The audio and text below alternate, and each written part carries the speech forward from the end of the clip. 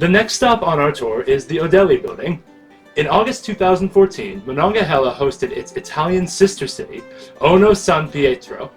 A group of 57 distant relatives and the current mayor of Ono San Pietro traveled from Italy for the 3-day celebration. As jobs became scarce in the province of Brescia, Italy, hundreds of families emigrated to the United States.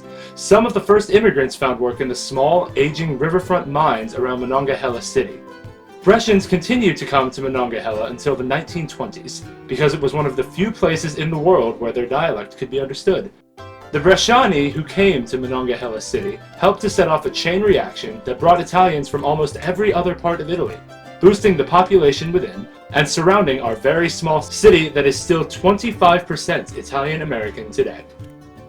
Giovanni Odelli, shortened to Joe in the Italian Brescian dialect, came to America from Ono San Pietro with $20 in his pocket and made his way by working on railroads and in other stores, going on to become a prominent Monongahela businessman.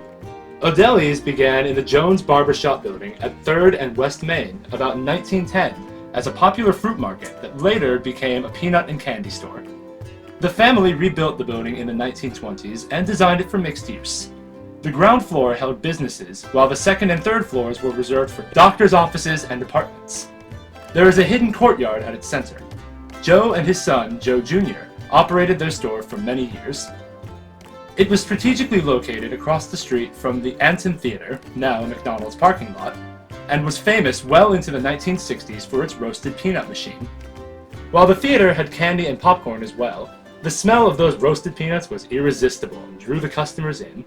Joe Sr.'s old home is the house located just across Chess Street from the current PNC parking lot.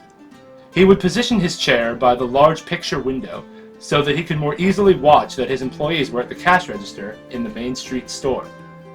Joe Sr. believed in service to the community. Many of their relatives, including his wife Paulina's Campi family, had distinguished businesses located within a block or two of this intersection. These businesses were the upper crust of western Pennsylvania's small-town Italian merchant community. Odelli was also responsible for the formation of the Monongahela Italian Band.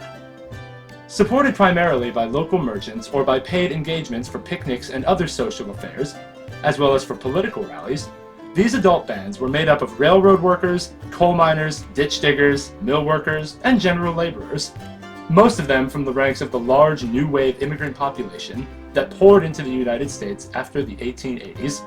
There is a wonderful story, as told by Anna del Desora to Terry Necci, that illustrates how one such Italian band played a part in the story of a bad strike at the Clairton steel mill. The workers were picketing and also getting agitated, and the company had brought in the coal and iron police. The police were notorious for striking men on their heads with billy clubs whenever they felt justified in doing so. The police at this point were mounted, and the billy clubs were in their hands, about to harm the picketing workers.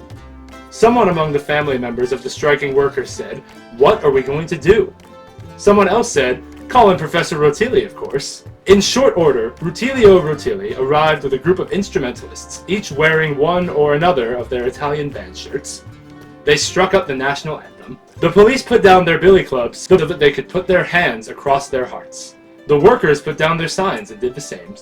Order was restored thanks to one beloved Italian musician, his ragtag ensemble of available band members, and a few bars of the Star-Spangled Banner.